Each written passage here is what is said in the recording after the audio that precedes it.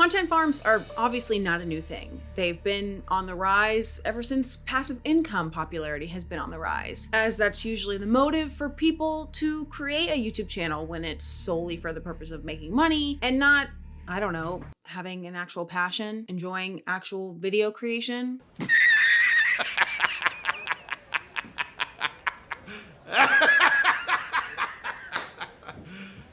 Are you serious? I actually got the specific idea for this video months ago when somebody had commented on one of my videos talking about video drop shipping, which was so confusing to me. Video drop shipping. How can you be the middleman? Is it like a marketing the video that you Is this the same as content farms? Drop shipping is defined by moving goods from the manufacturer directly to the retailer without going through the usual distribution channels. To me, I define it as being a middleman. Now let's move over to content farms specifically. Creator Handbook has a great definition in their article. A content farm produces high volume of low quality media in order to maximize views and advertising revenue. They look up the SEO ability of any topic and they basically create clickbait surrounding that topic. So people will click it and then they will get paid. Now there's tons of videos about this topic. In fact, there's probably a video about content farms made by a content farm.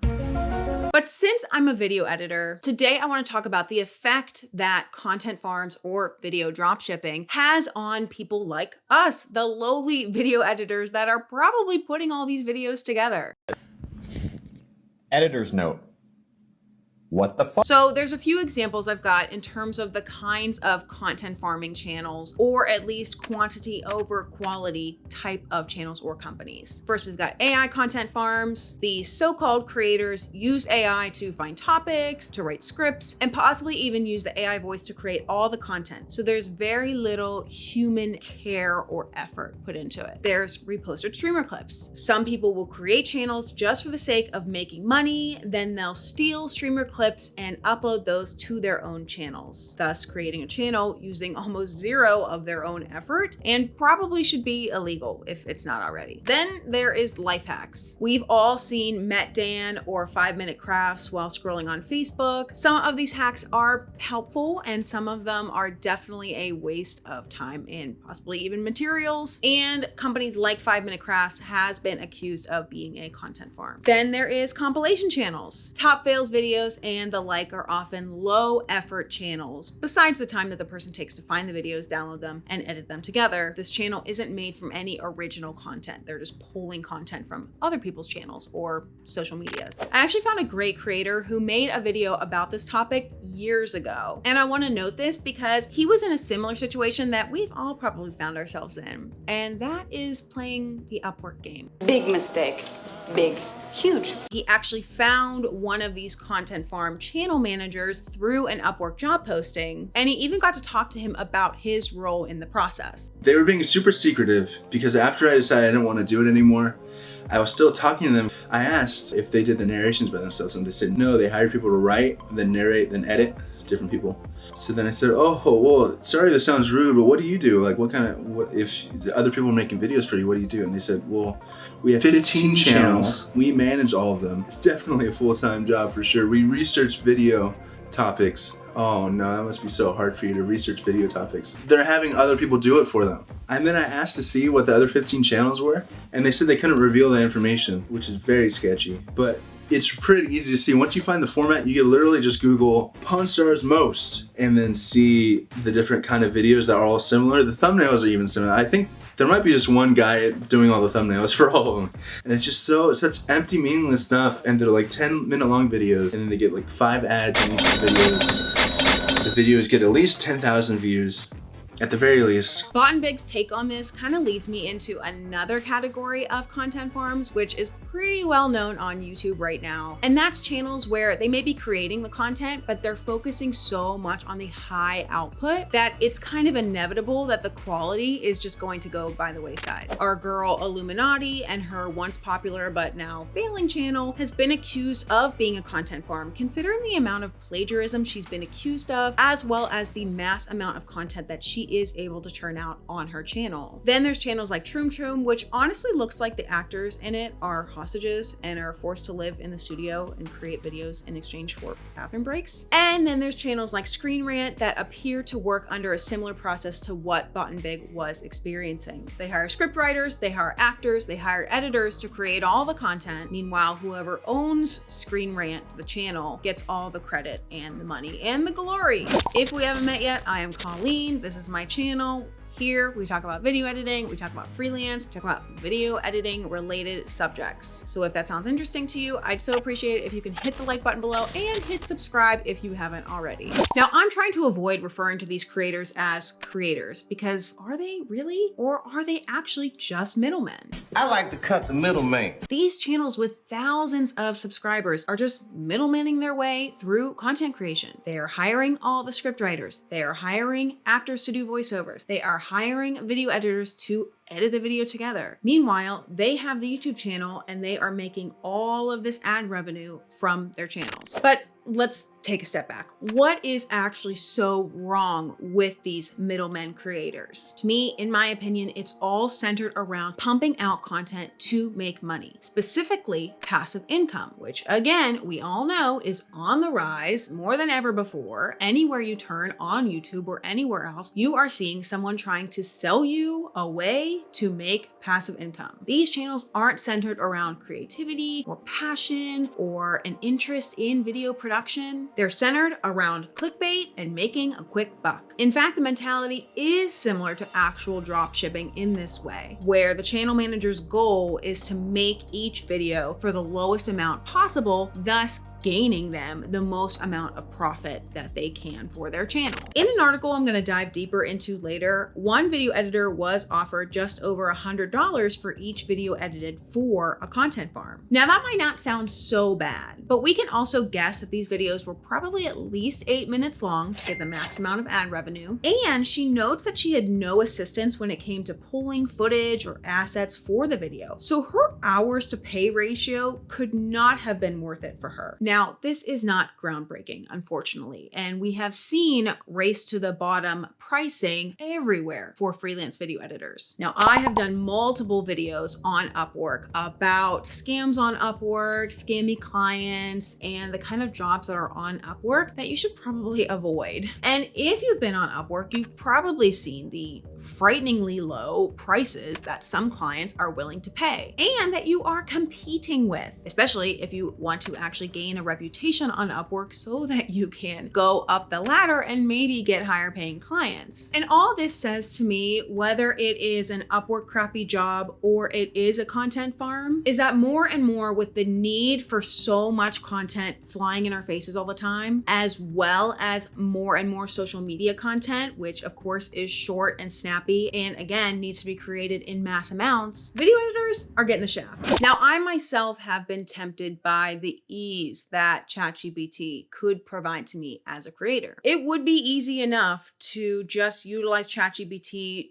to write all my scripts for me so that I could churn out content faster. Considering that that is the biggest part of content creation and having a YouTube channel, that holds me back from being more consistent. Granted, if I did that, my videos would have no personal insights or personal stories to reflect on, and it really wouldn't be much differentiated between you just Googling the question that you are watching the video to get the answer to. And it's not just AI. As a creator, I've seen a lot of different ways that I could add more ease into my channel so that I could pump out content faster, but that might degrade the integrity of my channel. And it's an internal battle that I'm consistently having that has led me to take several breaks in my YouTube content creation over the course of the past couple years. And that really all comes down to two things. One, that content creation is hard. And two, that I have major imposter syndrome. I often feel like my channel is outdated or that I've said all I need to say. And so why keep making more videos if I'm just going to continue to repeat myself? I myself, as a person who now gives advice on my channel, need to take time to reflect and to learn and to experience things, or else it really seems silly that I would continue giving tips and tricks on my channel. Now, I am sure that many creators creators run into similar roadblocks like this and are basically faced with the two options of create videos for money and for the algorithm, or create videos because you love it and you're interested in the topic and you have a passion for creating videos and you don't care what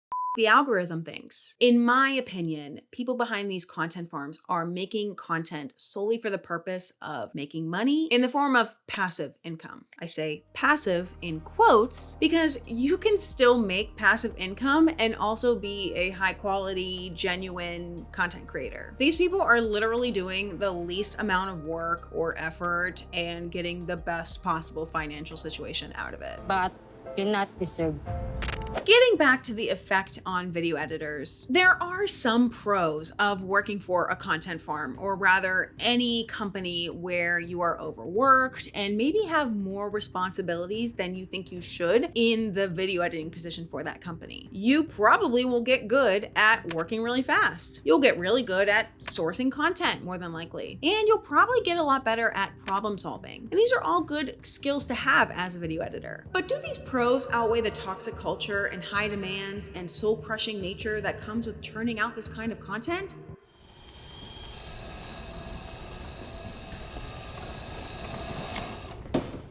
How about no? Because they often have a high turnover because of the low pay and the nature of the work, video editors unfortunately are getting into situations where they are excitedly getting hired by a quote-unquote real company. Then they find out it's a content farm and they are either losing their minds trying to get this work done, or they are let go, or they quit and they are back to square one with morale on the floor. Now, there's a great article I found on this topic by The Medium, and it's written by Erin Victoria, who took a video editing job from a company who ended up being a content farm. Now, there were a few red flags that she noted early on: how fast they responded back, the low rate they offered, the overabundance of work, and the lack of care towards the quality of the videos. For example, they offered Erin a couple voiceovers to choose from, and she couldn't really relate to any of the topics, and that didn't seem to really matter or be a requirement to the company. There's also an interesting moment in the article where she talks about them requiring her to pull footage directly from YouTube for these videos, but they made sure to say to her to cut out the watermarks or logos from the videos. Finally, there's a moment I want to read to you about how these scammy channels are able to make and keep their profit high. It was revealed to us by our manager, sort of in passing, that they had recently lowered the rates for their editors, presumably not long before I came on, because the channel wasn't doing so well monetarily. Then it clicked. They wouldn't have to hire new editors if their old editors hadn't left because their pay was slashed. I'm not sure by how much, but enough for them to need to hire new ones to keep up the current workflow. Scammy.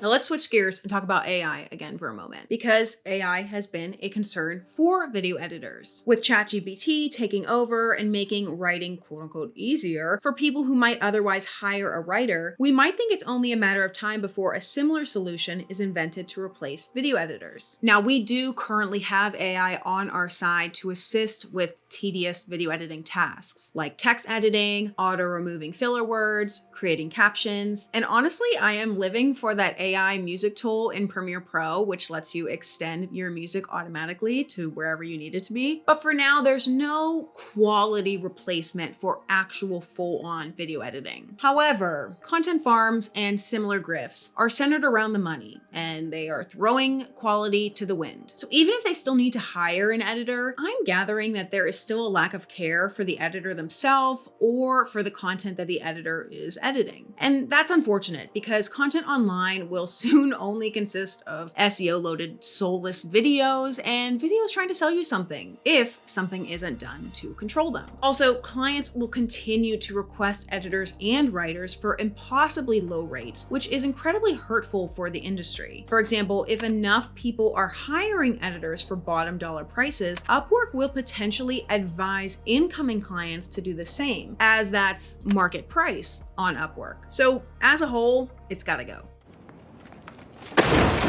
Unfortunately, there's not really that much that we, the video editors, can do about content farms, video dropshipping, or similar scams, besides just trying to avoid them altogether. Partially because of the low rate, partially because of the poor working conditions, and partially because just the principle of the matter. These content farms should not be able to run, even if they are providing employment for video editors, because they are abusing us. I mentioned a few of the content farm red flags that Aaron mentioned, but that article has a lot more great nuggets in it, and particularly because it comes from the perspective of an actual video editor. So I definitely recommend checking that out. I will link that article as well as any other articles or sources from this video in the description below. And I would love to hear your thoughts on this video. Do you have any experience with content farms or content mills as a video editor? Or maybe you just got stuck working for a really high quantity, low quality company and you've got a story to share about it. If so, I would love to hear it. Definitely leave it in the comments below. I would also like to hear if you guys like this video. Like I mentioned, I have been having a bit of a channel crisis and wondering where my channel is going to go from here. So I'm working on changing up the way I do a few videos to give my channel kind of a refresh and center it around not only video editing and freelance career tips, but also news and issues surrounding video editing that would support all of us in just knowing and understanding it. If you like this video, please hit the like button below and be sure to subscribe if you haven't already if you like this kind of thing, video editing and freelance lifestyle. Thank you to my team. Again, I am Colleen and I will catch you guys in the next video. Have the best one.